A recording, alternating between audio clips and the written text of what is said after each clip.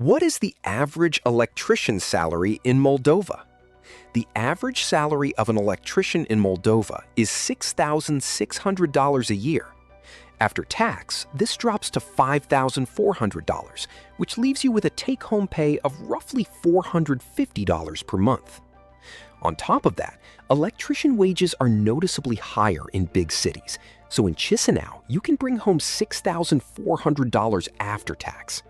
While pay outside the capital is well below that, living costs there are also lower, which is why your actual buying power stays similar. When you start out, your electrician income will be well below the average, but it goes up quickly during your first few years. After that early jump, progress slows down unless you step into a supervisory role. A university degree is not required for most jobs, though having one can help you earn more because it opens doors to higher positions like project manager or site inspector. On top of that, learning specialized skills adds up to better pay since companies pay more for complex work.